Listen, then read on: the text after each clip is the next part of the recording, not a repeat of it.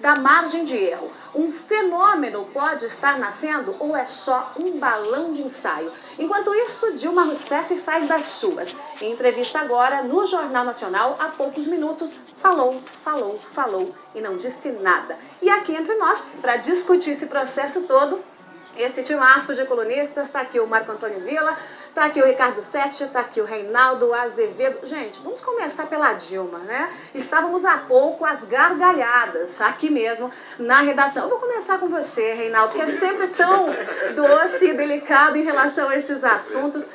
Foi indecente essa participação aí da presidente Dilma? Presidente que é presidente quando quer e candidata quando quer, né? Eu não diria indecente, talvez não. Eu só acho que foi a resposta imprópria, uma em particular. Né? Veja, ela é candidata, ela tem que se defender ali. Uma resposta em particular deixou muito a desejar, foi absurda a resposta, que o William Bonner quis saber, né, o que ela pensava do juízo que o PT faz do mensalão e dos mensaleiros, dizendo, olha, o PT tratou pessoas que são criminosas, né, que são corruptas, tratou como heróis do povo brasileiro. O que é que a senhora acha disso? E ela disse, olha, como presidente... deixou de ser candidata. Deixou de ser candidata. Como presidente, eu não vou julgar o que um outro poder fez no caso Supremo. Em primeiro lugar, a pergunta não dizia respeito ao Supremo. Olha a figura aí. O que se perguntava, exatamente, o que se perguntava é como ela vê a reação do partido.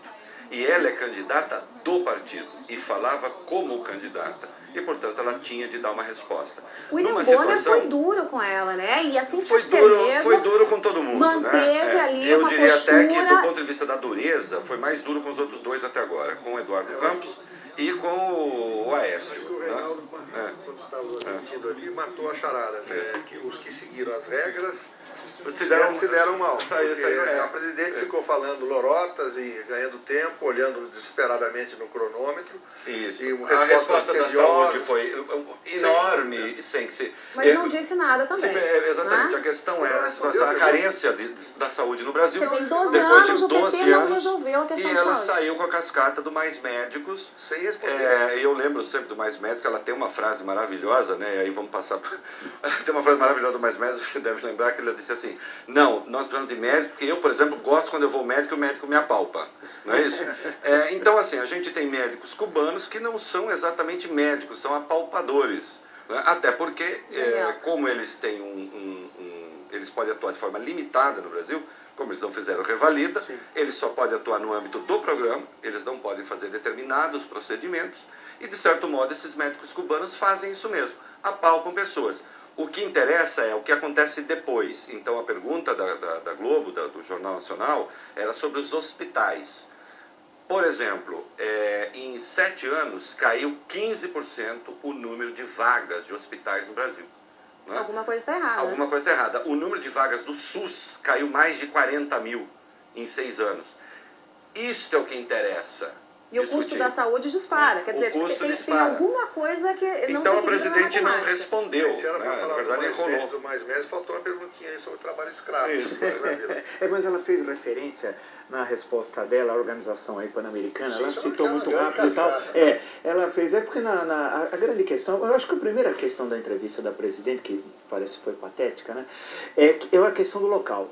Ela não poderia usar um próprio da União, tem umas questões de reeleição que é complicado, para fazer a campanha eleitoral, porque o debate, ela estava como candidata, portanto ela não poderia usar um edifício público para dar uma entrevista. Então o primeiro erro está aí, porque ela não é presidente nesse momento, ela é candidata. É um erro do Jornal Nacional de ter aceito, que é um absurdo, e é um erro dela. Inclusive, se tivesse justiça eleitoral, que no Brasil é uma bagunça, Dias Toffoli, o presidente do TSE, imagina, já teria o primeiro problema. Ela está usando um espaço, portanto, que ela não poderia usar. Vetado rapidamente pela lei eleitoral, para a lei de improbidade administrativa. Tem dois probleminhas aí, e deixaram passar lá. Segundo, escolher então um local. É claro que é diferente, porque quando você vai num espaço que não é o seu, você se sente diferente. Tal.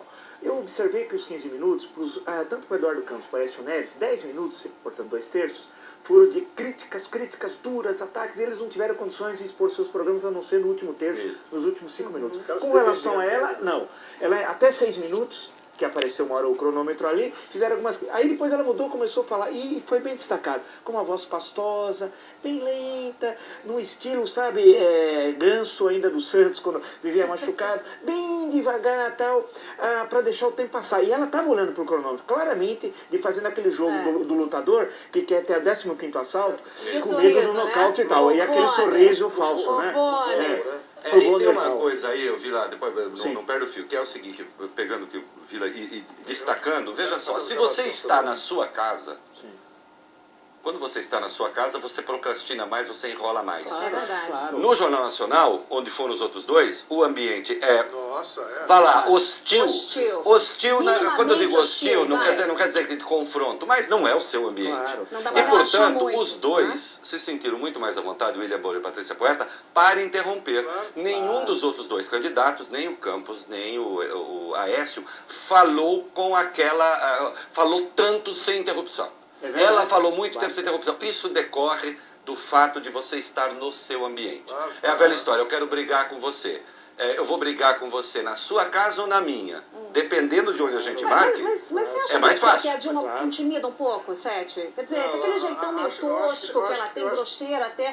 E assim, a boca da presidente Dilma, né, produz bobagens em série. Né? Mas você acha que ela intimida de alguma forma ou não? Ela só enrola mesmo? mais o Palácio, entendeu? Acho que, quer dizer, é completamente diferente você fazer uma entrevista no estúdio da Globo, com aquele monte de jornalistas da redação, sem aparecer na câmera, mas observando, e ela sabendo, sentindo fisicamente que está falando para milhões de pessoas, do que falar no Palácio Alvorada, onde quem fica intimidado são os repórteres. Palácio, os livros, aquela coisa... Cercada por aqueles livros que ela já leu. Que ela exatamente. Se tirar agora, eu queria só fazer uma observação. Ela fez uma evolução da doutrina Paulo Bernardo. A doutrina Paulo Bernardo foi criada na campanha de 2010 pelo ilustre ministro Paulo Bernardo, quando o presidente Lula, então o presidente Lula, estava na cidade de Maringá e fez propaganda política descarada, fez campanha política descarada para os candidatos a governador e senador do Paraná. E aí o pessoal chiou, a imprensa apertou e falou, não, mas o presidente estava almoçando.